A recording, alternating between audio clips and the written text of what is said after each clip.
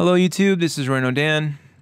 I want to say, first of all, happy 4th of July. I know it's late because it's coming on the 5th, but yesterday I went out and rode on the track, and I was thinking about this video because I heard that one track day is worth a year on the street. Well, this was 1 year in July, so this is a year old of me riding on the street, and my riding has definitely changed a lot over the last year. I just got my Nox Handjoy gloves, so you can tell that pretty much dates it. This is before my first track day ever, and I do have to say, after doing about 30 plus track days, maybe even 40, that I believe it's true. And the reason why is because on the street, there's too many variables you can't control to really work on anything solid. And there's no fault in that. It's street riding. You know, and what feels fast on the street is actually pretty darn slow on the track. And that's why when street riders jump on the track and they end up getting lapped multiple times, but they go, why? I'm fast on the street. Yeah, but on the street, you got oncoming traffic, you got trees, you got blind corners. You just have a lot of things on the street that are just potentially fatal. You know, if I run off and hit a tree, it's not good. But on a track, you got runoffs, you got people there to help out.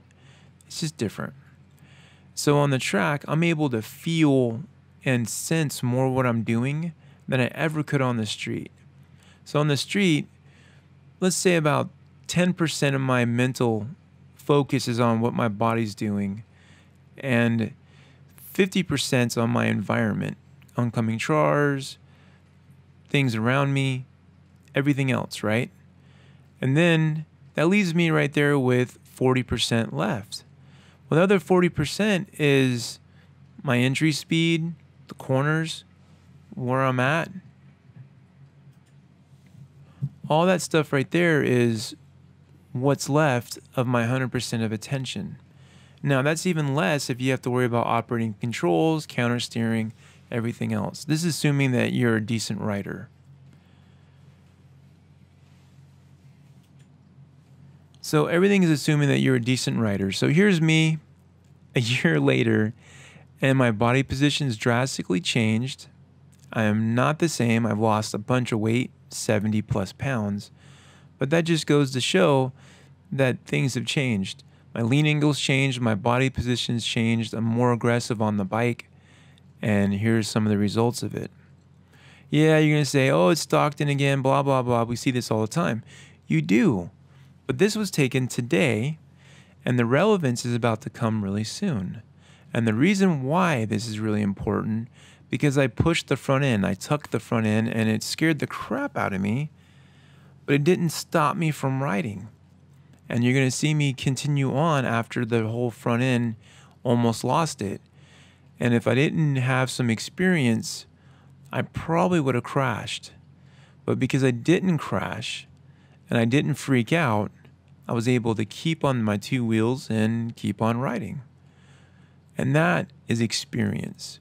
And that comes from getting off the streets into parking lots or track, something where you can actually do more than just trying to survive, because on the street you're just surviving. No matter what anybody tells you, a big chunk of your mental focus is on surviving, not riding. On the track, my big chunk of my mental focus is actually riding and seeing what my body's doing, my throttle, my brakes, everything. Right here I'm about to push it. You see that? It's real quick. I can probably do a replay of it. That right there would have scared the crap out of me if I hadn't done so many track days and just rolled with the punches. And how fast that happened, it was really slow to me. Like it felt like it went on forever. So here I'm going to play the replay.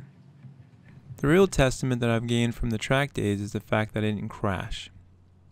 I didn't chop the throttle, hit the front brake, hit the rear brake, didn't do anything drastic, kept the bike stable, and just rode through it. And that was the importance of it. Thanks for watching. My name's Rhino Dan.